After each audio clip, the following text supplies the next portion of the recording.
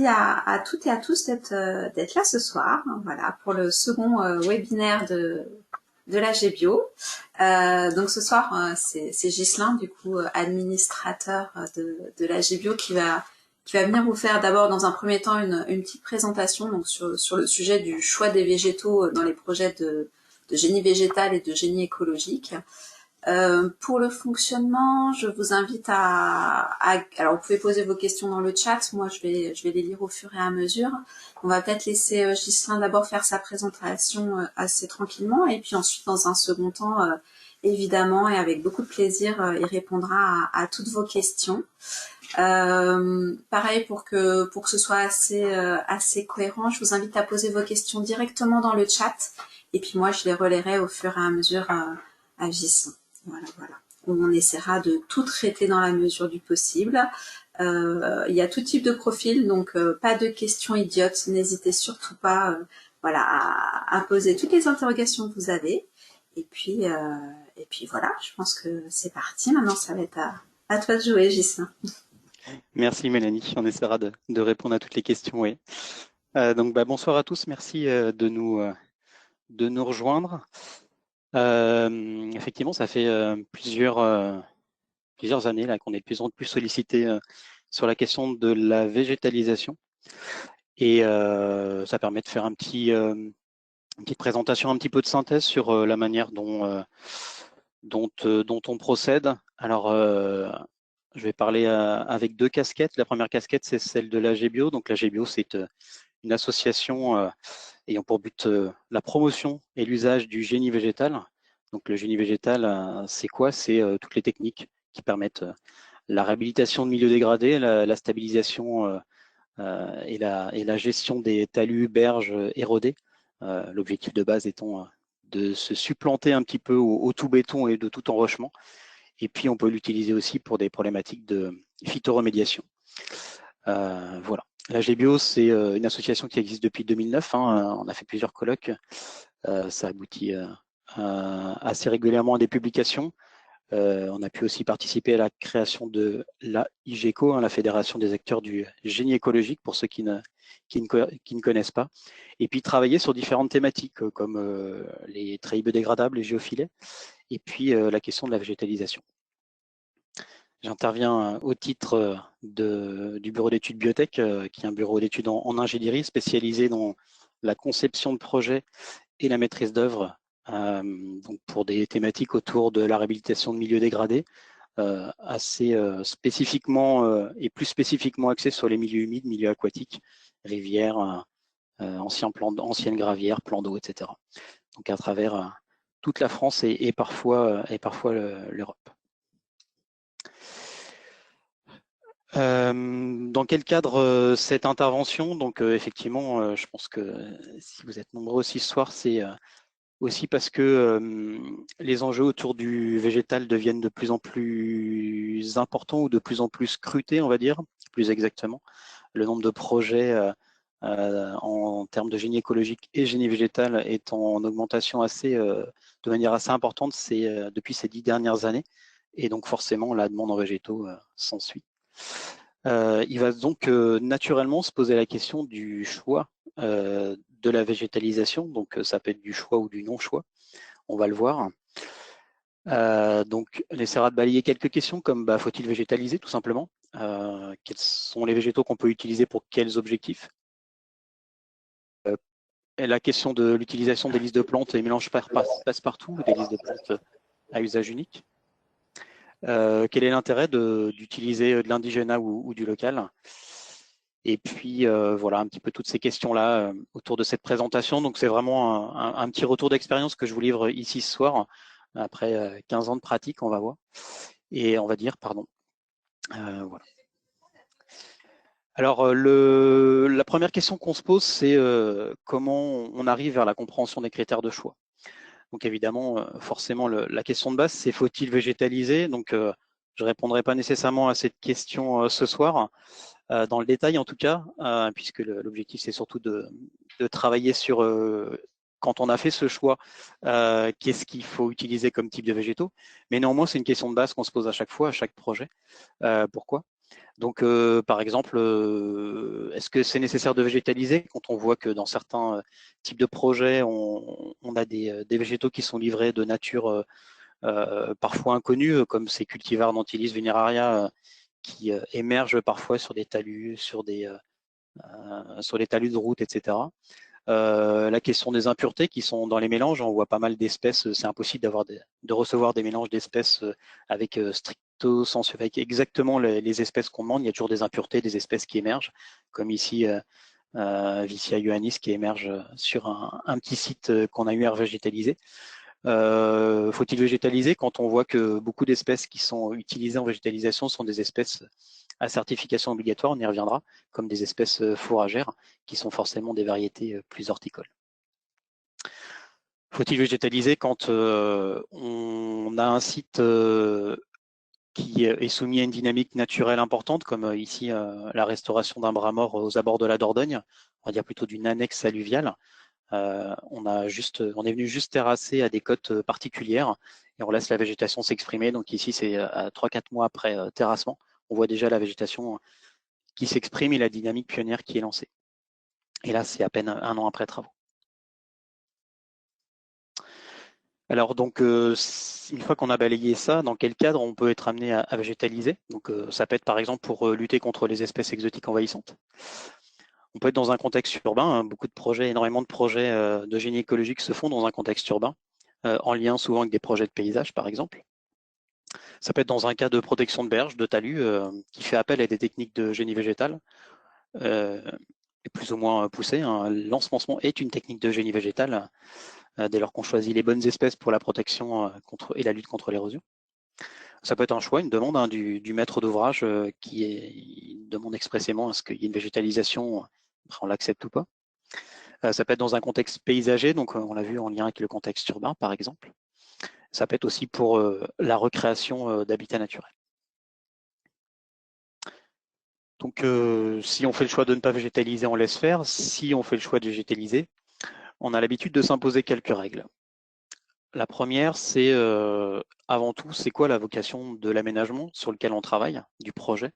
Est-ce que ça a une vocation plutôt d'agrément, une vocation de restauration écologique, une vocation de stabilisation de berges, par exemple, en lien avec le génie végétal? Le contexte écologique dans lequel on se situe, climat, le sol, l'humidité, le contexte biogéographique, quelle est l'origine et la disponibilité des végétaux qu'on va avoir à mettre en place et quelles sont les caractéristiques physiologiques des végétaux qu'on va avoir à utiliser et pour quelles raisons. Dans tous les cas, quel que soit le projet, plaçons-nous dans un contexte par exemple de projet de réhabilitation, de restauration, ce qu'on va viser, c'est avant tout à lancer une dynamique. Donc si on prend une succession végétale un peu typique de bord de cours d'eau, hein, pour reprendre un exemple lié au milieu aquatique, on va avoir des espèces qui vont coloniser les grèves, qui sont des espèces plutôt pionnières, à stratégie plutôt rudérale. Ensuite, au fil du temps, va se développer des espèces à stratégie plutôt compétitrice, par exemple ici les saules arborescents, des vivaces, etc. Et puis, on va arriver sur les terrasses hautes avec des espèces qui vont être plutôt de l'ordre qui vont apprécier la tolérance plutôt au stress. Évidemment, quand on vient végétaliser, on va piocher dans cette succession, dans ces successions végétales, les végétaux qui nous intéressent. Et donc, tout avec une histoire de curseur, où est-ce qu'on se met? Est-ce qu'on démarre très très tôt? Donc, ça veut dire on plante et on sème rien. Est-ce qu'on démarre avec les espèces pionnières et qu'on lance la dynamique en se disant que voilà, la végétation spontanée, la dynamique naturelle du site va prendre le pas? Est-ce qu'on est un petit peu, est-ce qu'on est petit joueur et qu'on prend et qu'on terrasse, qu'on vient planter des végétaux qui sont déjà bien plus matures et qui arrivent en fin de dynamique, voilà. La plupart du temps, je le répète, on cherche plutôt à lancer une dynamique, donc on a tendance à se situer plutôt dans les premiers stades. C'est quoi la vocation et l'usage et quel type de végétaux ou quelle catégorie de végétaux on va être amené à utiliser? Par exemple, pour la stabilisation, si on classe les végétaux ici, par exemple les herbacées, en 3 catégories, il y aura les graminées, les poacées. Première catégorie, les légumineuses et puis on va dire les autres espèces, ce qu'on appelle les plantes à fleurs, les dicotylédones. Et donc, on voit que les quantités ou la diversité va varier selon les usages. Donc, par exemple, en stabilisation, on va utiliser beaucoup de graminées pour la question de l'ancrage racinaire, par exemple. Si ça va être de l'ordre de la restauration écologique, on va plutôt insister sur des mélanges plus équilibrés, plus proches de ce qu'on observe dans les milieux naturels, avec une dimension écologique donc plus forte, et donc la présence en proportion et en quantité et en diversité de dicotylédones et d'autres espèces à fleurs plus importantes. Voilà un exemple, par exemple, de prairies qu'on peut semer dans des contextes urbains, paysagers. Donc vous avez des prairies fauchées, fleuries, qui seront fauchées assez irrégulièrement. Des gazons fleuris qui peuvent avoir une floraison importante même s'ils sont fauchés 6, 8, 10 fois dans l'année. Des parties plus fourragères avec, par exemple, pour nitrifier un petit peu plus le sol. Et puis un mélange type berge ici, vous voyez, avec une diversité de graminées, de légumineuses plus importante.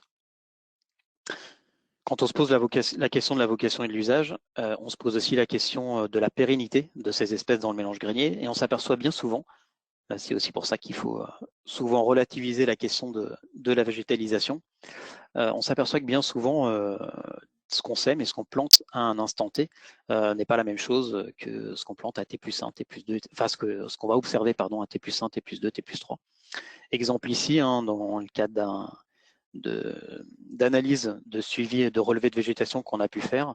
Donc là, les données ont été analysées par l'IRSTER. On s'aperçoit que la proportion de légumineuses a tendance à diminuer dans le temps et de poacées a tendance à augmenter dans le temps. De manière assez schématique, on s'aperçoit que les légumineuses ont tendance à souvent progresser en taux de recouvrement les premières années, puis diminuer un petit peu. Les graminées, c'est plutôt l'inverse, elles diminuent d'abord et elles augmentent après. Et puis progressivement, les espèces spontanées prennent le pas. On s'aperçoit qu'il y a souvent un taux de rudéral qui s'installe les premières années, mais qui a bien souvent tendance à disparaître assez rapidement. Les espèces semées fluctuent dans le temps, qu'elles soient à certification obligatoire ou non. On verra ce que c'est des espèces à certification obligatoire. Si on prend quelques exemples comme ça au hasard, donc le dactyle aggloméré, il va avoir une tendance à avoir des faibles proportions au départ, il peut augmenter par la suite. La Fétuque roseau, pareil. Des espèces comme le raigrave vont avoir tendance à disparaître assez rapidement au bout de 3, 4, 5 ans. Donc la dynamique est variable selon les espèces qu'on sème et qu'on plante. Ça se voit beaucoup plus facilement évidemment sur les herbacées puisque les cycles sont plus courts, donc c'est beaucoup plus rapide. Et c'est une échelle de temps qu'on maîtrise beaucoup mieux. Et donc vous allez avoir des espèces qui vont avoir tendance à augmenter en proportion et en recouvrement, d'autres à diminuer, et d'autres, il va y avoir des courbes un peu plus en cloche. La vocation et l'usage, c'est aussi s'intéresser à pourquoi on les plante, ces végétaux-là. Donc par exemple, pour ceux qui s'intéressent un peu au génie végétal, on peut utiliser des herbacées prairiales pour juste de l'ensemencement, des élophytes en pied de berge, des boutures de saule par exemple, des techniques un peu plus évoluées type lit de plan et plançon. On voit que les forces d'arrachement, les tensions qu'on exerce sur ces végétaux, qui sont appliquées à 1 an, 2 ans, 3 ans, 4 ans, et les végétaux, au fur et à mesure du temps, en fait, ont tendance à mieux résister à ces tensions d'arrachement. Donc les tensions d'arrachement, c'est les forces hydrauliques qui sont exercées par les cours d'eau qui permettent, qui ont tendance à arracher un petit peu les végétaux, les matériaux, etc. Donc typiquement, des herbacées prairiales, au bout de 3-4 ans, elles ont une tendance à être beaucoup plus résistantes aux crues, par exemple, en bord de cours d'eau.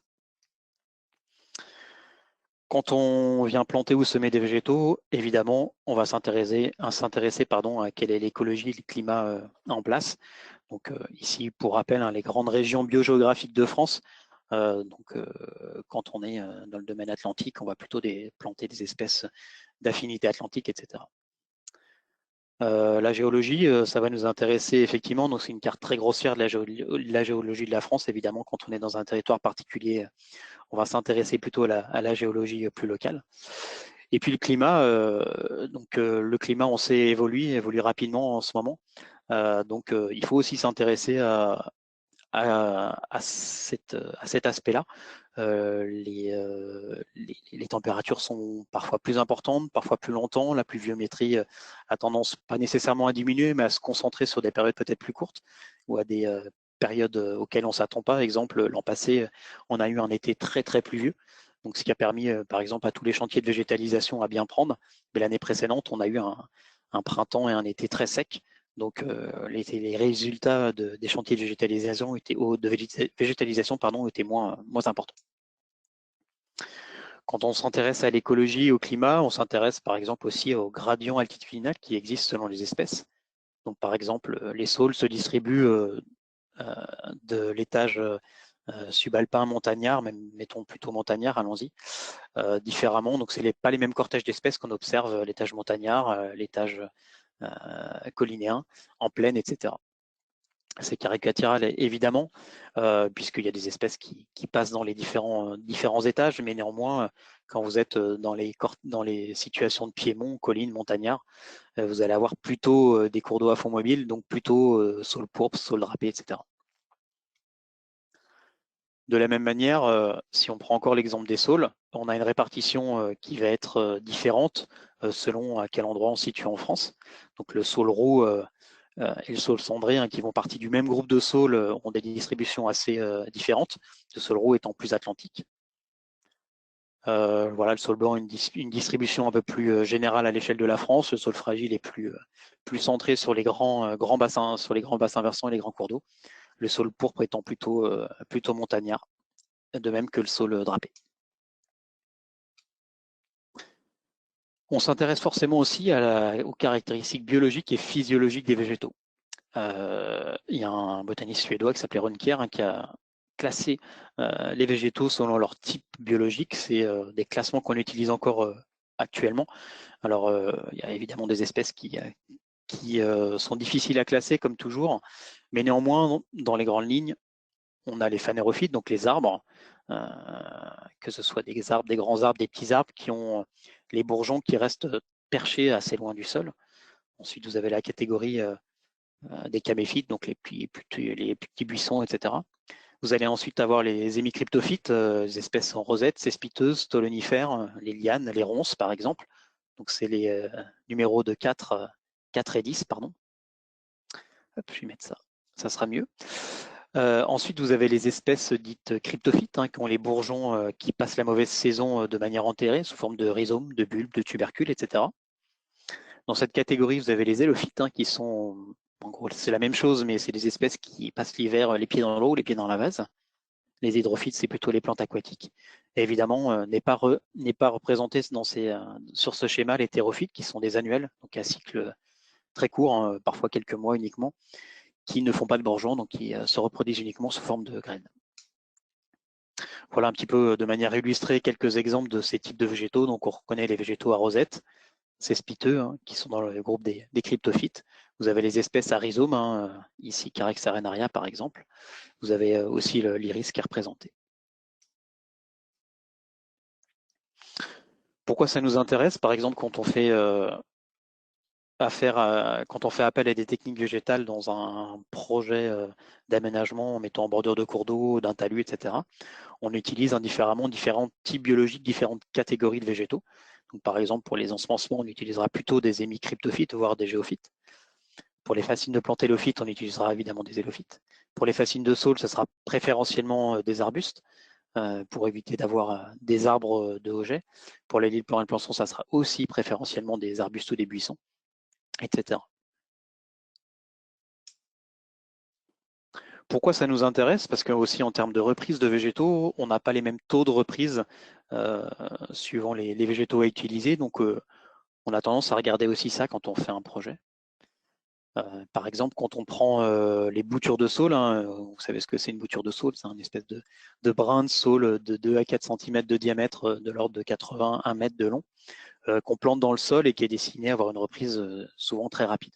Il y a certaines espèces de saules, comme le saule blanc, qui ont tendance à avoir un taux de reprise qui dépasse souvent les 90%, ce qui est le cas du saule drapé, ce qui est le cas du saule pourpre. Ce qui est moins le cas, par exemple, du saule marceau, qui a des taux de reprise souvent très très mauvais. Alors, ça ne veut pas dire qu'il ne va jamais reprendre, mais ça veut dire que de temps en temps, il a des taux de reprise qui ne fonctionnent pas du tout. Ça va nous intéresser aussi de connaître les caractéristiques des végétaux dès lors qu'on s'intéresse à la plantation de jeunes plants, de ligneux. Les ligneux ont des types racinaires et un développement racinaire qui est variable. Et surtout, ce qui va nous intéresser, mettons dans le cadre d'un projet de génie végétal, ça va être la proportion et le rapport entre le volume racinaire et le volume de biomasse aérienne. Par exemple, la virulentane a un ratio très très supérieur à 1, c'est-à-dire qu'il y a une biomasse racinaire qui est très imposante, très importante, donc qui sera très utile par exemple dans les projets qui visent une stabilisation des berges. À l'inverse, saule à 3-étamine, peuplier noir, saule blanc sont des végétaux qui ont souvent un ratio très très en défaveur des systèmes racinaires.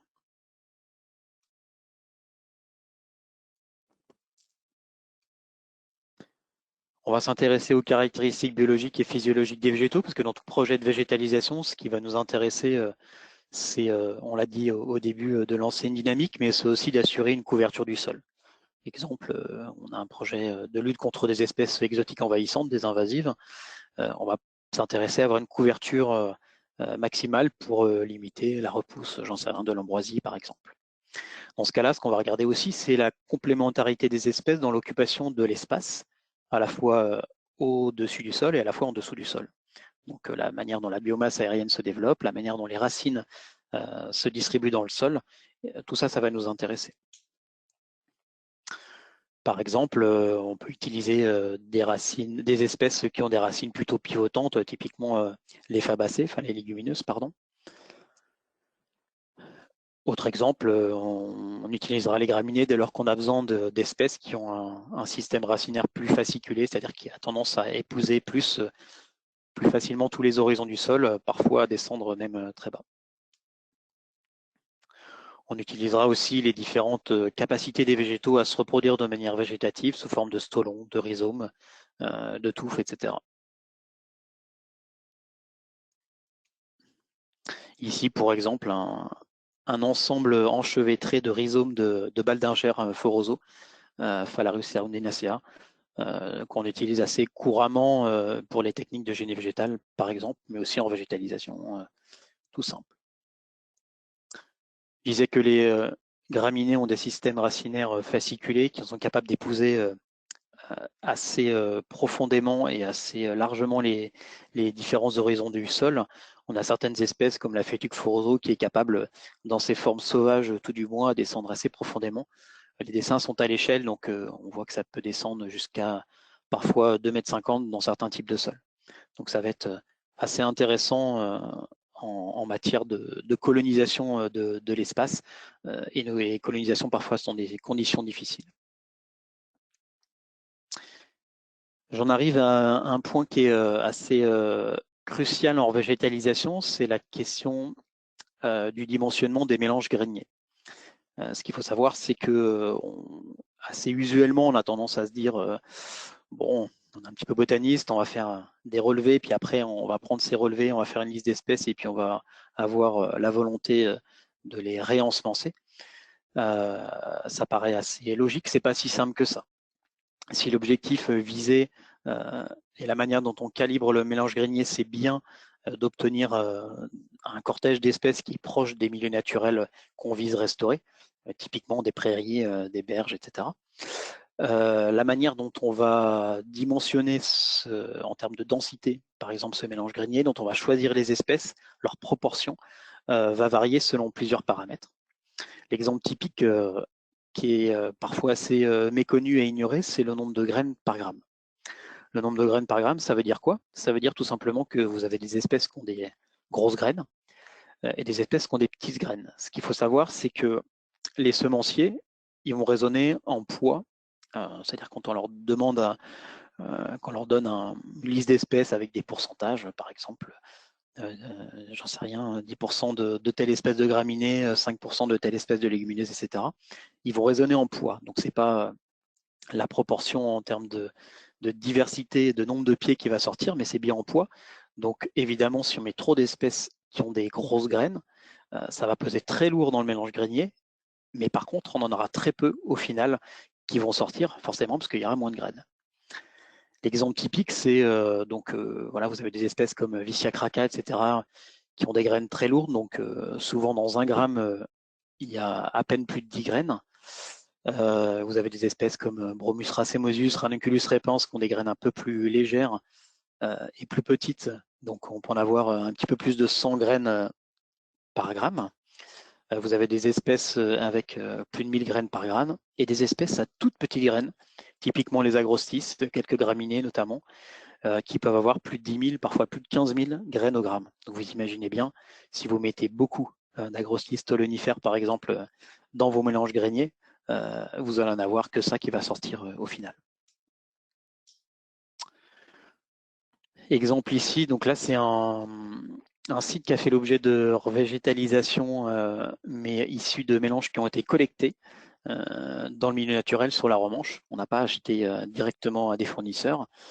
Donc si on prend deux espèces pour clarifier un petit peu mes propos, en proportion du poids, vous avez ici l'agrostis capillaris qui va représenter 2% et le bromus erectus qui va représenter 28%. Par exemple, par contre, en proportion du nombre de graines, vous voyez, l'agrostis capillaris va être largement majoritaire, alors que le bromus erectus va être minoritaire. Donc au final, ce que vous allez demander, vous, au fournisseur, c'est la proportion du poids en masse. Et ce qui va ressortir, c'est la proportion du nombre de graines, puisque ce qui vous intéresse, finalement, c'est le recouvrement final des espèces qui vont sortir à l'issue de votre semis. Vous commencez à comprendre, je pense, un peu la gymnastique qu'il faut faire. Voilà. Un exemple, si on prend un mélange basique qu'on trouve, vous tapez sur Internet, mélange type berge, vous allez forcément tomber dessus. Donc, vous avez ce mélange qui est proposé dans pas mal de cahiers des charges, le riz gras anglais à 30%, fétuque élevé à 15%, etc. Si on fait cette petite gymnastique en appliquant la question la règle du poids de 1000 graines et du nombre de graines par gramme, donc voilà, je remets ici sous forme de tableau les différentes espèces. Si vous appliquez le nombre de graines par gramme, donc vous avez pour l'agrostis stolonifère autour de 16 à 17 000 graines par gramme, fétuque foroso plutôt autour de 300, etc. Fétuque ovine autour de 1700. Le riz gras autour de 500, donc ça veut dire une grosse graine. Nombre de graines par mètre carré, vous allez vous retrouver, donc je parle avec une densité de l'ordre de, j'ai pris le max, j'ai pris 50 grammes par mètre carré, ce qui est absolument énorme, on ne s'aime jamais à, mais c'est des densités qui sont préconisées. Donc vous voyez le nombre de graines par mètre carré qui est susceptible de sortir en appliquant tout bêtement cette règle du nombre de graines par gramme. Plus de 40 000 au mètre carré pour l'agrostis stolonifère, c'est absolument énorme.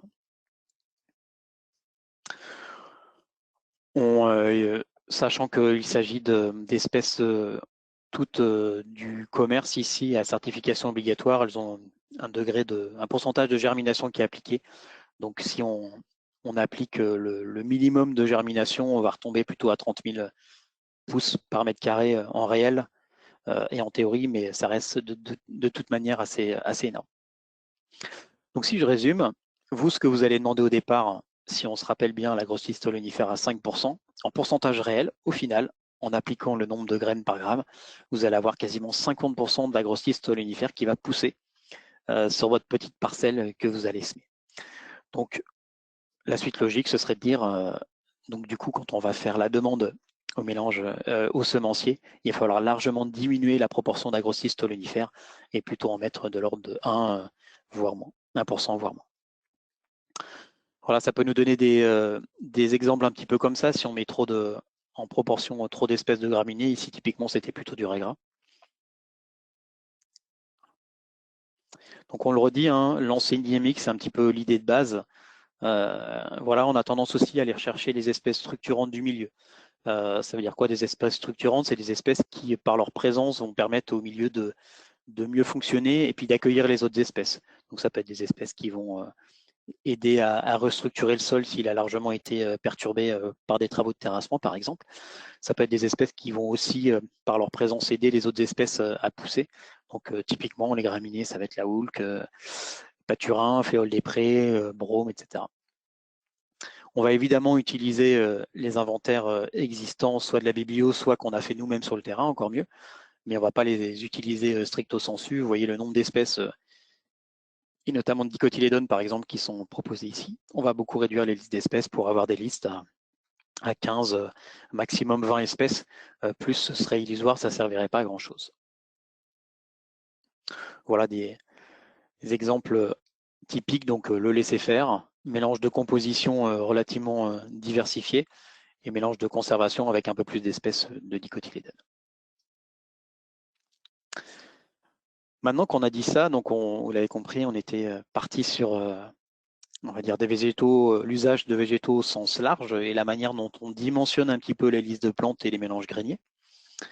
Maintenant, on va s'intéresser un petit peu à la question des végétaux indigènes, si possible de collecte locale, et on va voir quel est l'intérêt. Je ne vais pas rentrer dans les détails de tout ça, mais dans l'idée, on sait que ça peut avoir un intérêt pour une meilleure diversité, en tout cas une diversité plus proche des milieux récepteurs. Il peut y avoir un intérêt de meilleure adaptation et adaptabilité génétique. Dans l'intérêt d'une meilleure conservation aussi de ces espèces, ça peut être intéressant d'utiliser les végétaux indigènes. Et tout ça dans l'optique d'une plus grande fonctionnalité ou d'une fonctionnalité en tout cas plus rapide du système qui va nous intéresser et qu'on veut restaurer. Un exemple ici que j'ai piqué d'une présentation de végétal local. Ils ont fait des expérimentations dans les Pyrénées. Ils se sont aperçus que en utilisant des végétaux bien typiques des prairies subalpines, on avait des taux de recouvrement largement supérieurs qu'en utilisant des espèces du commerce. Ce qu'il faut expliquer, c'est que les espèces du commerce ont été assez peu dimensionnées pour des végétalisations d'altitude.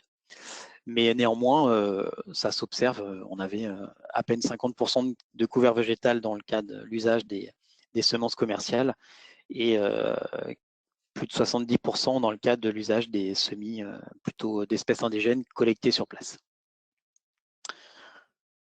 On le sait, hein, et on le voit plus précisément chez certaines espèces, mais évidemment, la gamme de tolérance chez les espèces du commerce, qui sont souvent des espèces sélectionnées, est beaucoup plus étroite.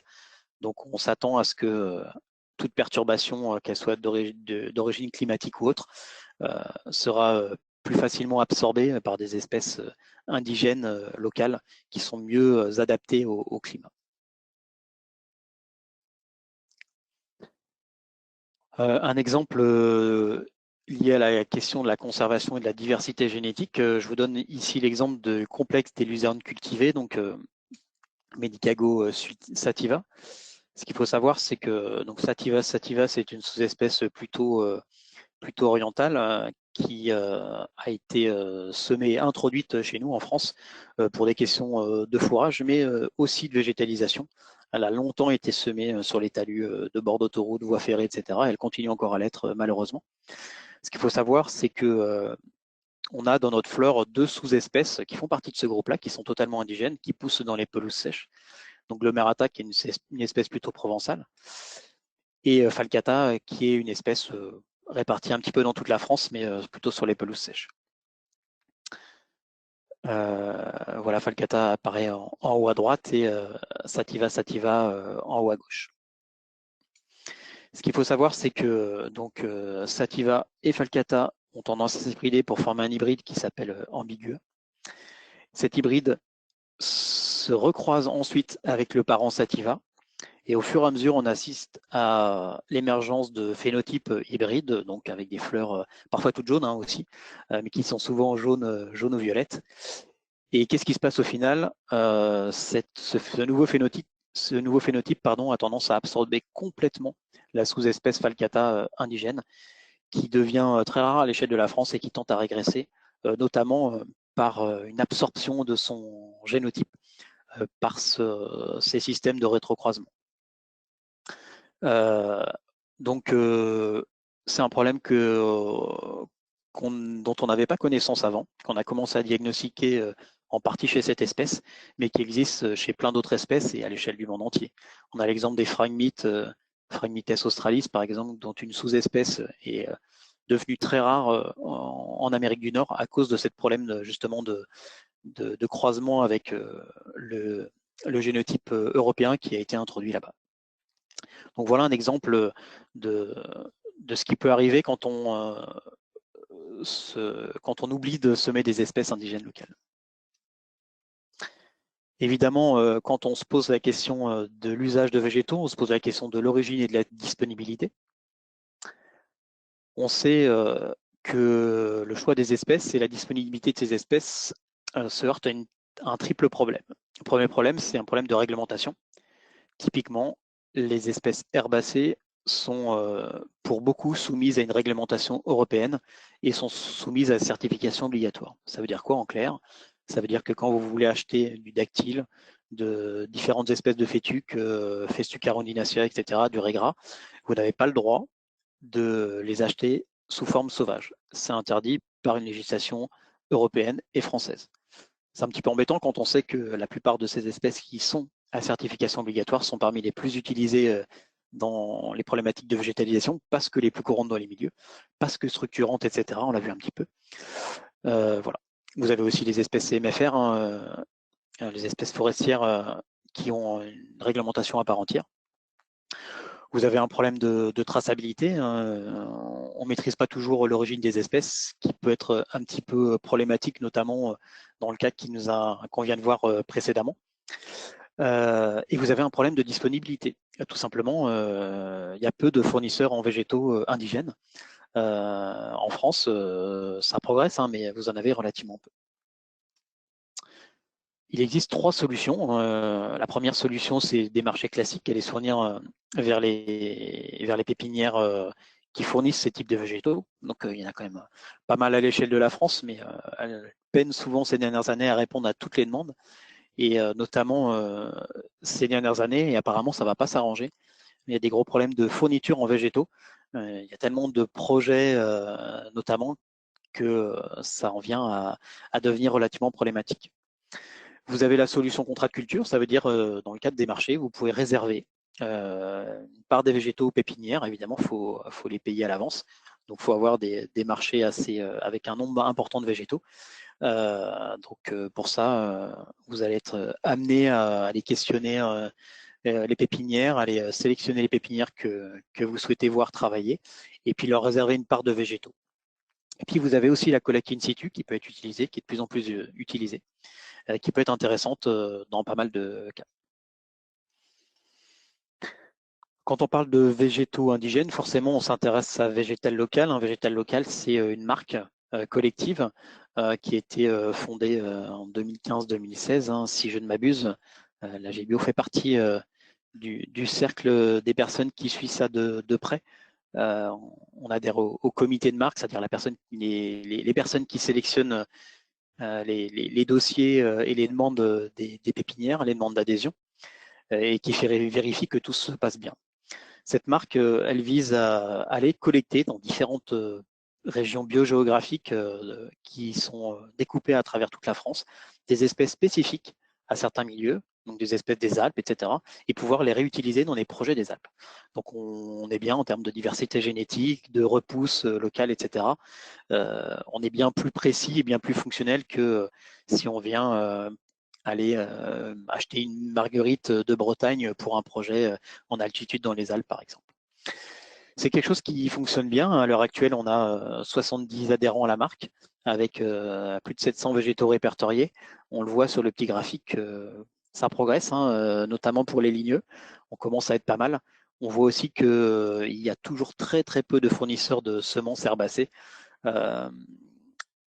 Parce que c'est compliqué, c'est des métiers à part entière, et puis on se heurte à ce qu'on vient de voir avant, à savoir les problèmes de réglementation. Au-delà de végétal local, donc il existe aussi des fournisseurs qui ne sont pas forcément végétal local, qui ne sont pas forcément adhérents à la marque, mais qui fournissent des végétaux à travers toute la France, que ce soit des végétaux indigènes dans le Nord, dans les Alpes, etc. Je ne vais évidemment pas tout lister, hein, il y a beaucoup de pépinières. On a vu différentes solutions. La technique de la collecte in situ peut être intéressante. Donc il y a différentes techniques qui existent, hein. Je ne vais pas les détailler. Donc, vous avez des brosseuses portatives, des aspirateurs, par exemple, qui existent pour aspirer. Système de brosseuse mécanique comme la e-Beetle, là, qui est maintenant qui a été acheté par différents organismes. Par exemple, le CBN Alpin en a acheté une et la met à disposition gratuitement à qui a besoin de l'utiliser. Vous avez des brosseuses ou des moto-faucheuses ou des faucheuses greffées sur les tracteurs, par exemple, qui permettent aussi de collecter les graines, par exemple. Vous pouvez aussi aller utiliser des végétaux, les transplanter, des végétaux ligneux, pardon, les transplanter, les réutiliser. Alors c'est pratique, par exemple, vous savez qu'il y a un boisement qui va être détruit. Là, typiquement, sur l'exemple que je vous montre ici, c'est dans le cadre d'une végétalisation sur la Romanche. Ce boisement allait être détruit par des lignes RTE, donc on a profité pour venir prélever les végétaux ligneux. Ça marche plutôt bien. On voit ici les jeunes plants aracinus qui ont été déterrés et les taux de réussite ont été plutôt satisfaisants. On peut prélever aussi des boutures, des ramis, des branches de saule, dans le cadre de chantiers de génie végétal ou de végétalisation, par exemple. C'est des végétaux les saules sont des végétaux qui repoussent très très vite. Donc c'est relativement pratique. Au bout de 3-4 ans, on a un retour à peu près, on arrive à un retour à l'origine presque. Et donc on peut réutiliser assez facilement ces végétaux. Et puis les graines, on l'a vu, différentes techniques de collecte manuelle en masse. Et puis après, on peut, si on veut aller encore un peu plus loin, être amené à les trier avec des systèmes de filtres, de soufflets, etc. Voilà un petit peu ce que je voulais présenter. J'aurai d'autres diapos, exemples de réalisation et puis quelques exemples de suivi si vous voulez, mais peut-être qu'on peut s'arrêter là pour le moment et puis passer à une première série de questions.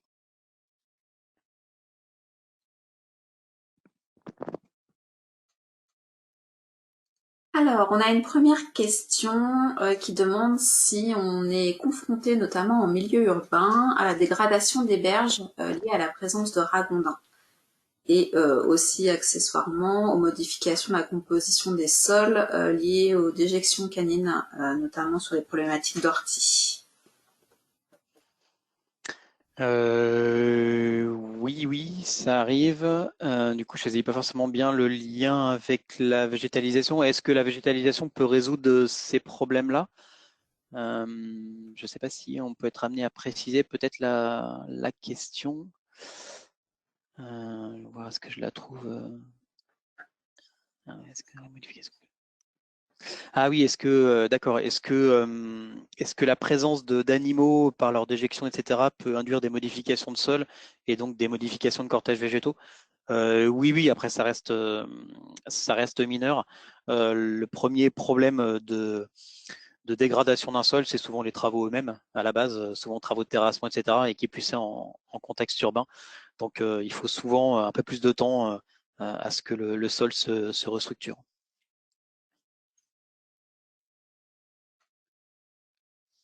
Donc Léo demande si pour les espèces indigènes plantées qui sont issues de cultures, il n'y a pas de risque de pollution génétique sur les sujets sauvages. Ouais. Oui, bah après, c'est du coup, on a un peu répondu à la question avec la luzerne cultivée, mais ouais, tout à fait d'accord. C'est bien le problème d'acheter des choses en pépinière, c'est que souvent on maîtrise pas l'origine des végétaux ou assez difficilement. L'anthirhinum qui est cité est un exemple assez marquant, mais il y en a plein d'autres. Echium vulgare, on se retrouve parfois avec des espèces qui font 80 cm de haut. Je citais l'exemple en introduction d'Antilis vulneraria carpatica qui est largement semée dans pas mal de conditions, dans des contextes où elle ne devrait pas être présente. Donc, ouais, clairement, c'est un des problèmes. Alors, végétal local résout en partie ce problème-là, sauf qu'on le voit, il y a tout un tas d'espèces qui ne peuvent pas être végétales locales parce que la certification est obligatoire. La collecte in situ, je ne l'ai pas dit, mais peut être un bon processus qui permet un peu de s'affranchir de cette réglementation, puisque il est toléré d'aller collecter dans le milieu naturel des prairies et de la réensemencer, même si dans ces prairies, il y a des espèces à certification obligatoire qui sont présentes. On appelle ça des mélanges de conservation, mais a priori, pour l'instant, c'est toléré.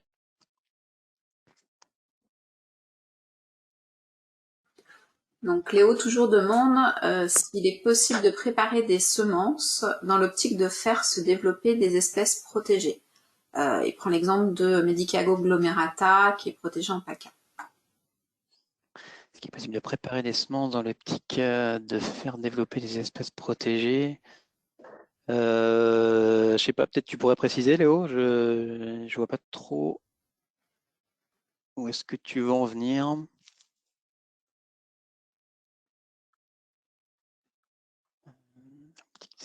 Ah, tu veux dire semer des espèces au préalable qui permettent à terme de faire germer des espèces qui pourraient être plus menacées.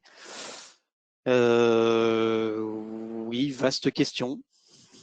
Vaste question. C'est vrai qu'on sème parfois des mélanges un peu fugaces avec des espèces qui ont tendance à disparaître assez rapidement, donc souvent des annuelles, etc., qui permettent d'occuper le sol un petit peu. Et à terme, il y a des renouvellements qui s'opèrent assez facilement. Après, médicagglomérataz, je ne sais pas trop. Mais j'ai peut-être pas bien compris la question.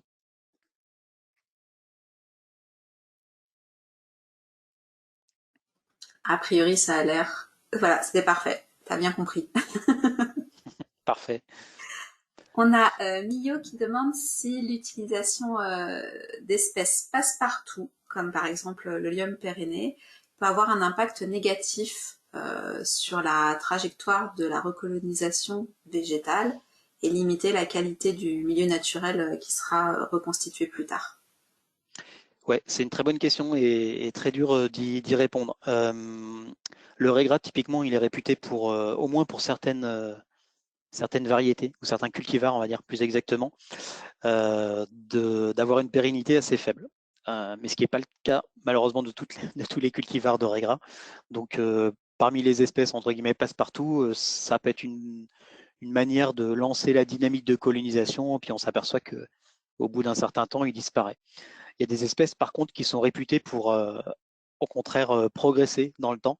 Donc typiquement Festuca rondinacea, j'en parlais au début là avec le petit exemple, le petit tableau. Elle a tendance à pas trop la voir au début et puis elle pourrait être amenée à vite prendre le pas. Et effectivement, là, pour le coup, la trajectoire de la dynamique de succession végétale peut être fortement perturbée. Ouais. D'où l'intérêt de bien choisir ses espèces au départ, de bien cibler déjà l'objectif de l'aménagement, enfin l'objectif du projet, hein, qu'est-ce qu'on souhaite, et puis de bien choisir ses espèces au départ.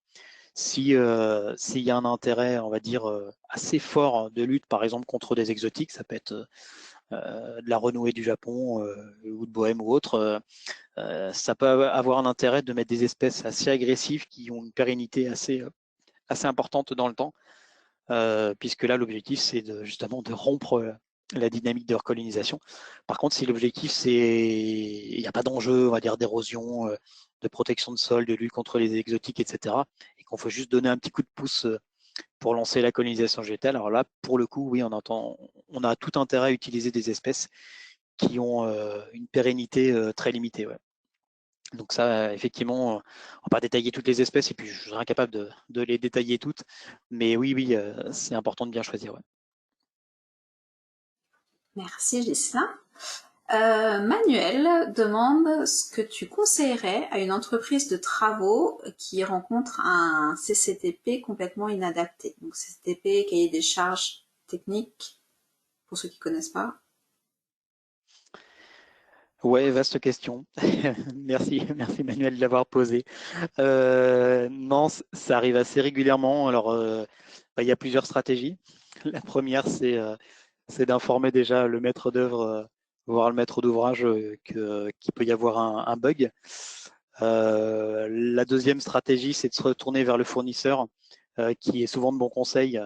Vous avez des semenciers, par exemple, qui travaillent très bien, qui sont capables même de dimensionner des mélanges greniers, donc ils peuvent être force de proposition. Après, il faut toujours vérifier si c'est corrélé à nos demandes. Mais ça peut être une solution. Après, si le maître ne peut pas changer son mélange grenier, là malheureusement j'ai pas de solution. Ce qu'il faut garder en mémoire quand même, hein, c'est un peu ce que je disais au départ, c'est que la réalité d'aujourd'hui n'est pas non plus la réalité de demain et que on a tendance à se borner à regarder à chaque fois les chantiers de végétalisation à travers notre petit prisme très ponctuel, souvent à une échelle de 1, 2, 3 ans. Mais qu'est-ce qui se passe à 10 ans? On a tendance à pas prendre le temps de regarder où est-ce qui se passe à 10 ans et parfois un peu de patience, ça fait du bien. Donc c'est pas parce qu'on va semer quelque chose à un instant T qu'on aura forcément un impact à 10 ans. Peut-être que ça va totalement disparaître au bout de 3-4 ans. Voilà. Donc ouais, en termes de conseils, c'est un peu ça que je vais dire. Dans tous les cas, le problème c'est que si on juge le mélange inadapté, c'est et que l'entreprise le sème quand même, ça va lui retomber dessus si ça fonctionne pas. Donc au moins avertir. Ouais. Vianney demande ce qu'il faut faire dans le cas d'une prédominance graminéenne suite à une revégétalisation pour pouvoir à terme, à long terme, favoriser la diversité floristique. C'est une bonne question. Merci Vianney de l'avoir posée. Écoute, il y a différents cas de figure. Moi j'ai eu le cas par exemple avec Brachypodium pinatum, enfin pas pinatum, mais rupestré là, qui a tendance parfois à dominer dans certaines pelouses. Des fois, avec une gestion un peu plus adaptée, ça peut permettre de résoudre le problème. Quand je dis gestion adaptée, c'est qu'on a tendance forcément à penser fauche tardive quand on veut faucher de manière extensive une prairie. C'est pas toujours la solution. Parfois, des fauches précoces, je parle uniquement du point de vue de la végétation, hein, ça peut avoir un intérêt. Et ça a un impact sur la végétation, donc ça peut avoir son intérêt. Donc ça peut être une solution de venir faucher un peu plus précocement pour calmer un petit peu les espèces qui pourraient ressortir et dominer et laisser un peu plus de place aux autres. Typiquement, si on a une espèce à développement précoce qui colonise vite et rapidement le terrain, peut-être que la faucher très rapidement, ça permet aux espèces à un cycle un peu plus tardif, une phénologie un peu plus tardive, pardon, de prendre le pas. Donc voilà, j'ai pas de réponse toute faite, mais ça peut être une solution. Si une autre solution, par exemple, et notamment, je pense que ça doit bien marcher pour au moins certaines graminées, c'est de faire pâturer. Là, on a un impact aussi intéressant qui permet de regagner des zones de sol nu ou des zones où la pression du pâturage est plus importante. Donc, ça permet souvent aux annuelles de ressortir. Je crois qu'il y a une étude d'ailleurs il n'y a pas longtemps là sur les digues du Rhône qui montre un petit peu ça, l'effet du pâturage, avec justement l'augmentation des annuelles dès lors que le pâturage était présent. Voilà, ça peut être une solution. Je ne sais pas si j'ai répondu.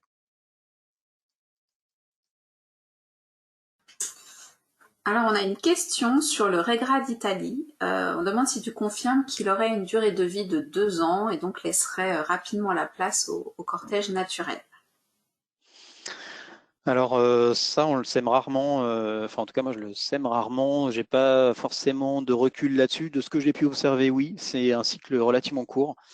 Après, le problème, c'est que la Regra d'Italie, il n'est pas toujours indigène partout. Et en tout cas, les formes qui sont vendues dans le commerce, c'est des espèces de gros mastards pas géniaux.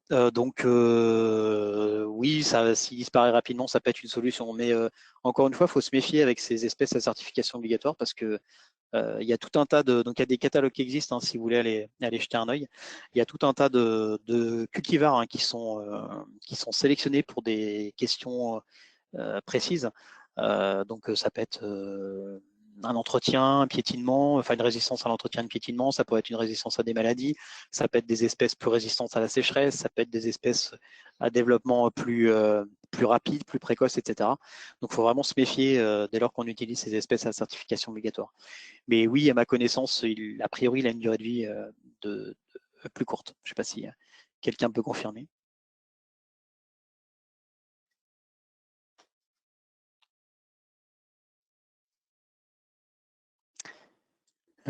Si je continue dans le chat, donc il y a une question sur la technique de prélèvement in situ avec la possibilité d'existence dans la zone de prélèvement, j'imagine, d'espèces exotiques ou d'espèces soumises à certification. Peut-on proposer ce type de prélèvement? Y a-t-il des risques de propagation? Oui, effectivement, c'est une question importante. Dès lors qu'on vient prélever dans un milieu naturel, et il faut s'assurer qu'il n'y a pas d'exotique dans la zone de prélèvement, sinon on est un petit peu marron. Donc c'est pas toujours évident. Ça oblige le porteur de projet à suivre aussi la personne qui va faire ses prélèvements pour s'assurer de ça. Donc, exemple, hein, dans pas mal de pelouses sèches, par exemple, vous avez les régions annuelles, les régions anus qui est présent. Effectivement, on ne va pas faire des prélèvements dans les zones où il est trop abondant ou où il est abondant. Mais oui, c'est une question importante qu'il faut évidemment se poser avant prélèvement. On a une question sur les guides, savoir si il existe un guide qui détaille le ratio espèces, nombre de graines par gramme pour faciliter la sélection des espèces et son pourcentage lors d'une revégétalisation. Oui, alors il y a pas mal de sites internet, il y a plusieurs sites internet ou bases qui existent à ce sujet. Le plus accessible, je pense, c'est la base de QGarden. On le trouve facilement sur internet et il y a une bonne partie des espèces qu'on retrouve en France avec le poids de 1000 grammes, une poids de 1000 graines associée à chaque espèce. Donc c'est pas comment dire, c'est pas une valeur fixe, hein, évidemment. Toutes les graines d'une même espèce n'ont pas le même poids, ça s'entend. Mais voilà, il y a toute une référence qui existe. Et puis vous avez d'autres bases qui sont plus ou moins accessibles, qui existent aussi. Donc là-dessus, on pourra faire passer le lien si besoin. Jean-Marc demande si on doit prendre en compte le réchauffement climatique dans la création des listes pour revégétaliser. Voilà. Un exemple du chêne blanc qui commence à avoir des difficultés sur certaines stations. Ouais, c'est une bonne question. C'est un peu le clin d'œil que je faisais au début avec le petit graphique, le petit plan de la France avec l'évolution du climat des différentes villes. C'était un peu une boutade, mais oui, c'est des questions, je pense qu'il faut se poser maintenant. Donc, je sais pas, je connais assez mal la dynamique du chêne pubescent, mais oui, je pense que c'est vraiment des questions qu'il faut se poser. Encore une fois, nous, on intervient à toute petite échelle, 1, 2, 3 ans, mais qu'est-ce qui se passera à l'échelle d'il y a 5 ans? Alors, cette question, elle se pose aussi typiquement sur des sites en bordure de cours d'eau. On s'aperçoit notamment que le type cours d'eau méditerranéen, donc qui existait, on va dire, sur le pourtour méditerranéen, a tendance à remonter un petit peu à la vallée du Rhône. Et on voit, le biotech, on est basé autour de Lyon, là. On commence à voir pas mal de cours d'eau qui adoptent ce fonctionnement-là. Ça veut dire quoi? Ça veut dire qu'on a affaire à des cours d'eau qui s'assèchent très vite. Et donc, forcément, on a des cortèges d'espèces qui sont amenés à muter et à évoluer dans le temps. Donc oui, c'est une question importante. Ouais. Manuel toujours demande dit qu'on voit de plus en plus de marchés dans les marchés de travaux le choix du laisser-faire plutôt que de végétaliser. Il demande si ce choix est toujours pertinent et s'il est mieux ou pas qu'une mauvaise végétalisation. Ouais, bonne question. J'ai envie de dire que ça dépend pas mal du contexte. Dès lors que le cadre est donné, pour moi, il n'y a pas de souci. Le cadre, ça veut dire quoi? Ça veut dire que on est conscient qu'il n'y a pas d'enjeu particulier localement, en termes de stabilisation, par exemple, en termes de présence d'espèces exotiques envahissantes à proximité. Ensuite, que la question du développement de la végétation est maîtrisée. Par exemple, on peut laisser faire, mais si on laisse faire et qu'on est venu, je ne sais pas, par exemple, terrasser des grandes zones, il y a fort à parier que la proportion de rudérales, datura, rumex, etc., prennent le pas assez rapidement. Donc, voilà, est-ce que c'est un problème pour les gens ou pas? C'est une question qu'il faut se poser. La question de l'entretien de la végétation aussi. Plusieurs fois, des demandes, oui, là, je voudrais ne pas végétaliser, mais au bout de 2 ans, on se dit, ah ouais, mais ça pousse pas. Oui, mais ça pousse pas, vous avez laissé en place, vous n'avez pas arrosé, etc. Peut-être que ça aurait été opportun de travailler un petit peu plus l'entretien. Voilà, j'ai envie de dire que c'est variable selon tous les projets, selon tous les sites, selon où est-ce qu'on se situe aussi en France. Par exemple, pour travailler sur des chantiers en région, en Normandie, en Bretagne, on a un climat qui est généralement assez arrosé, hein, généralement. Donc, le fait de ne pas végétaliser, on a vite une colonisation du site par les espèces spontanées. Et ce choix de non végétaliser s'avère souvent pertinent dès lors qu'encore une fois, on n'a pas d'enjeu. Donc dans tous les cas, laisser faire, ça sera mieux qu'une mauvaise végétalisation. Ça, oui, ça, je suis convaincu.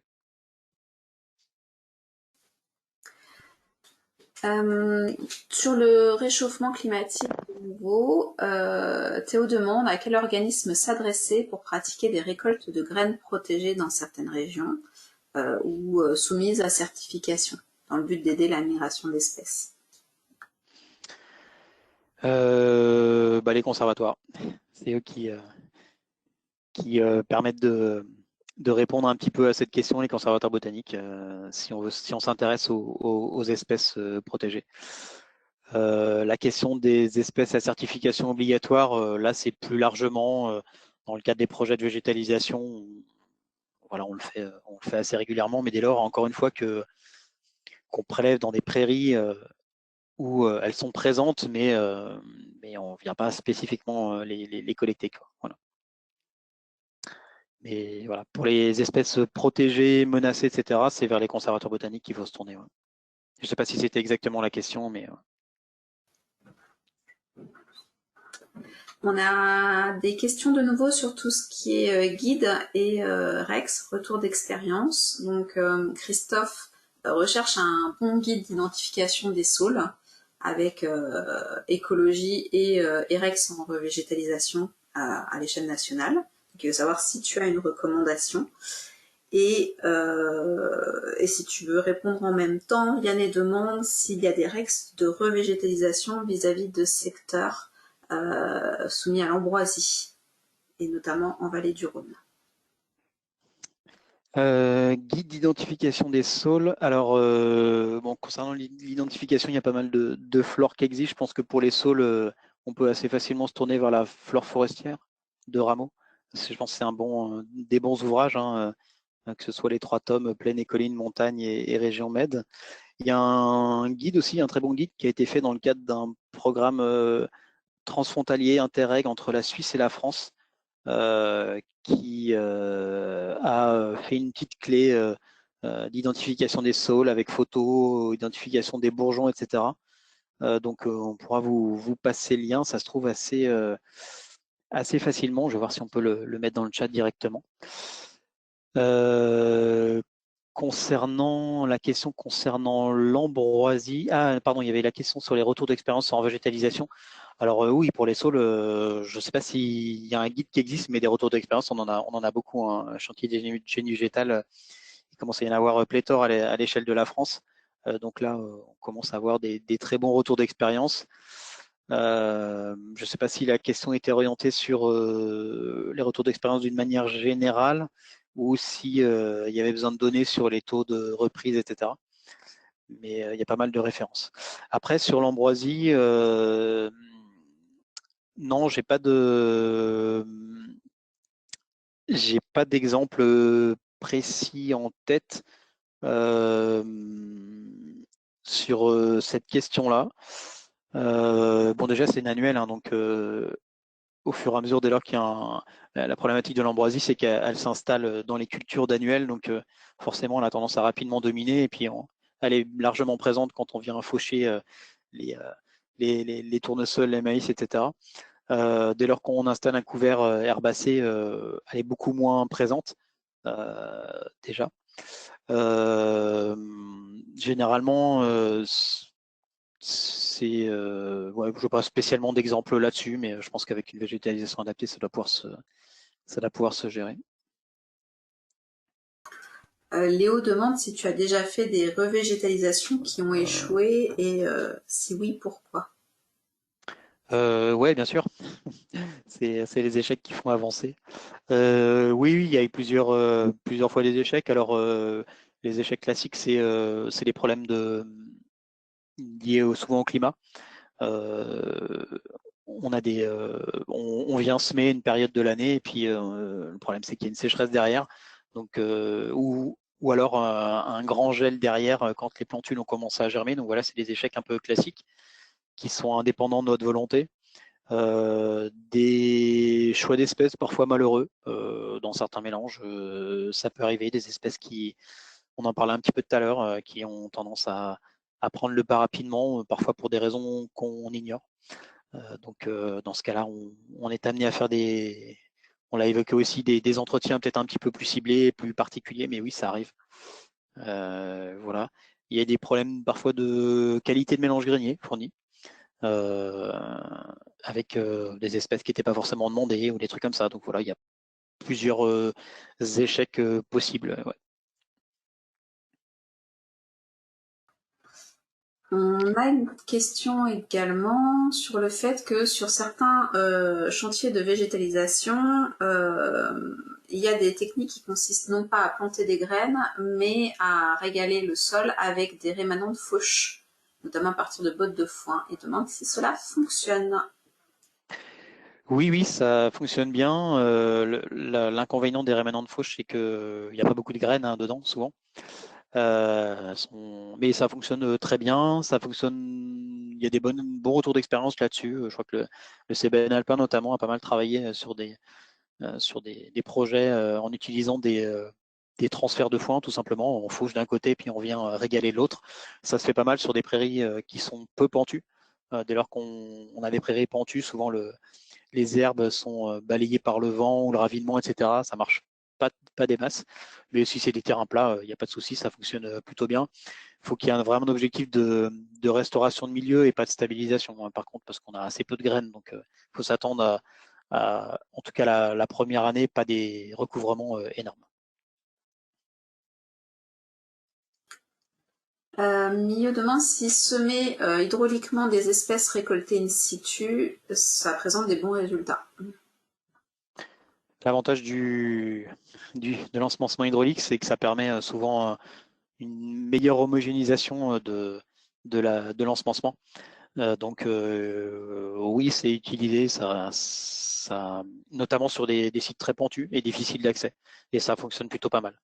Donc quand on parle d'ensemencement hydraulique, c'est pas forcément avec tout le mélange, la colle, etc. Ça peut être juste un mélange tout simple avec de l'eau et des graines. L'idée, c'est surtout d'assurer la projection. Mais ça fonctionne bien. Ouais.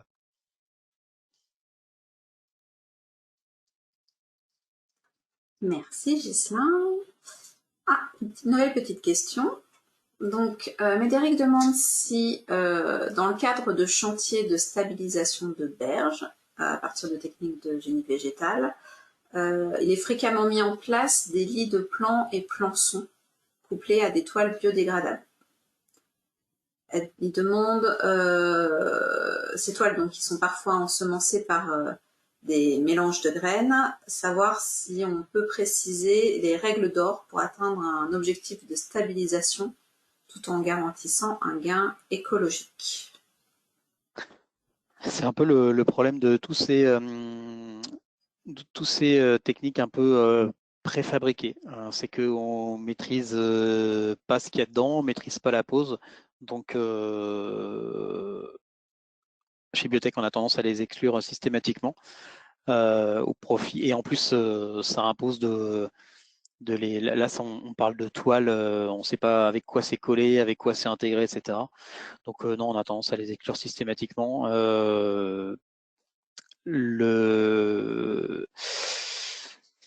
L'utilisation de toiles de jeux textiles non pré-ensemencées à la base, ça permet voilà, encore une fois, de mieux savoir qu'est-ce qu'on sème, et puis si on doit le semer de manière plus homogène, peut-être sous le géotextile. Donc non, non, c'est plutôt à exclure. Pareil, hein, il y a des fascines pré-plantées, des toiles pré-ensemencées. Non, ouais, généralement, ça peut s'utiliser dans certains contextes, pourquoi pas, mais le problème, c'est qu'on ne maîtrise pas le mélange qui est dedans, encore une fois.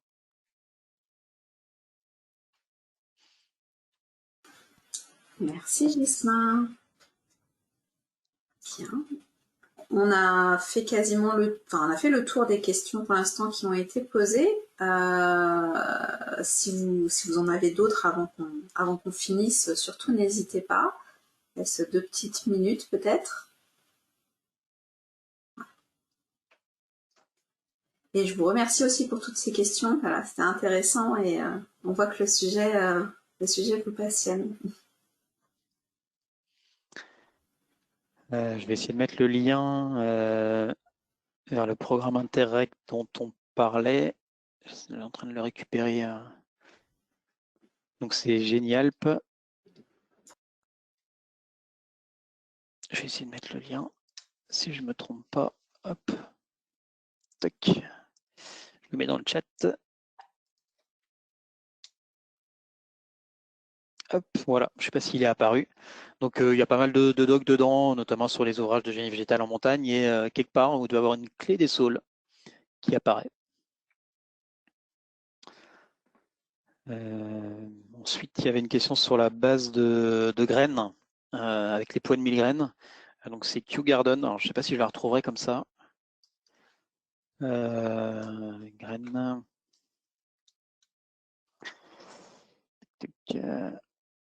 Je crois que c'est ça.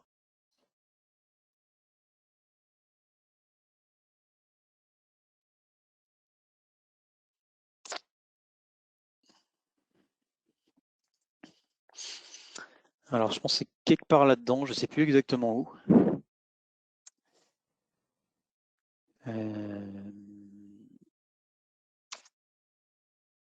Voilà. J'espère que j'ai répondu à toutes les questions. J'ai essayé de le faire du mieux possible dans la mesure de mes connaissances.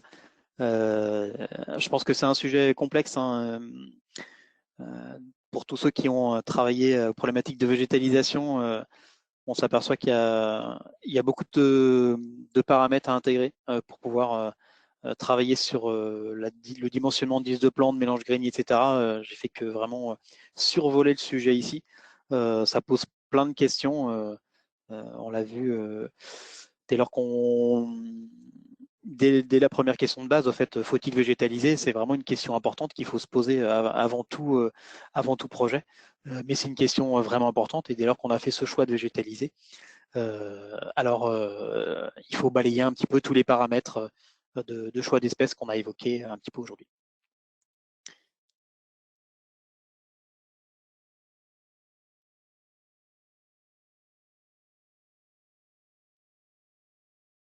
On a Mio qui a remis une petite question. Il cherche des publications libres, intéressantes et précises sur l'évolution de la flore au sein des milieux végétalisés de cours d'eau. Alors, on a fait une publication en commun avec l'INRA de Grenoble pour un suivi d'opération sur la Romanche.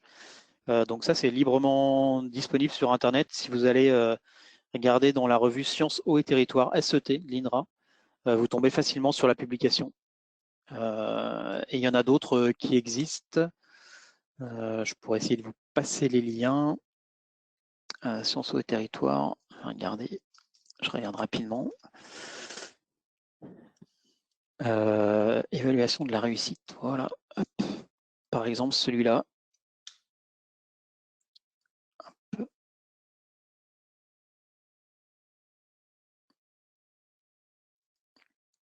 Il y en a une sur Budleia aussi qui peut être intéressante. Voilà, il y a différents retours d'expérience qui existent. Je peux vous montrer très succinctement pour ceux qui sont intéressés et qui ont encore 5 minutes. Hop. Donc sur cet aménagement de la Romanche dont on parle dans la publication, vous voyez bien le diaporama, c'est tout bon? Ça s'affiche? Oui, c'est parfait. Donc il y a un suivi qui a été mené en commun avec l'IRSTEA, enfin qui s'appelle l'INRA maintenant, des végétations. Donc sur ce projet, la particularité, c'est qu'on a tout été collecté et prélevé localement. Il n'y a rien qui a été acheté en pépinière. Donc que ce soit les herbacées, les ligneux, les saules, les autres ligneux, etc. Et on a fait quelques expériences. Donc par exemple, taux de reprise des boutures, on s'aperçoit qu'on est proche de 100% pour tout ce qui a été prélevé. Donc on est plutôt bon. Les plants ligneux, pareil, on était proche, donc ça c'est la première année, proche de 100%, autour de 90-95%. Les lits plants et plants sondes, technique de génie végétal, pareil, autour de 80-85%, donc c'est des taux de réussite intéressants. La première année, ça a moins bien marché pour les herbacées parce qu'on a des problématiques de collecte. On n'a pas réussi à collecter assez de graines et les substrats elles sont très difficiles par là-bas. Donc, on a dû réensemencer par la suite pour avoir des meilleurs taux de recouvrement.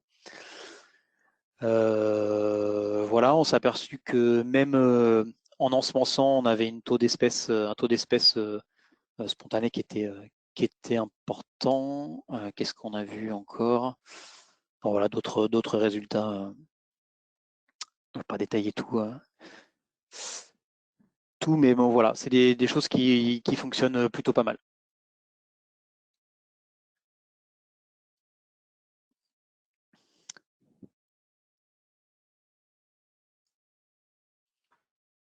Bien. Eh bien, merci Ghislain pour toutes ces précisions. Si c'est bon pour vous, je pense qu'on va pouvoir arrêter ici ce webinaire. Merci à tous pour votre participation. Donc, on a normalement enregistré le webinaire. On fera un petit montage. Il sera disponible sur le site internet de la GBio. Voilà. On va vous transmettre aussi. Donc, j'ai fait la liste de tous les participants. On vous transmettra le PowerPoint, voilà, de présentation. Et puis voilà. Je pense que effectivement, c'était passionnant. Merci, Gislain. Merci à tous. Et puis, je le dis à chaque fois, si on ne fait que survoler un peu le sujet, donc s'il y a des questions complémentaires, je reste à disposition hein, pour échanger. Il n'y a pas de souci. Voilà, c'est un sujet qui m'intéresse et puis qui est important, je pense, à l'heure où les projets explosent un petit peu dans tous les sens. Voilà. Donc, à disposition si besoin pour échanger. Merci à tous en tout cas, et puis une bonne soirée. Bonne soirée.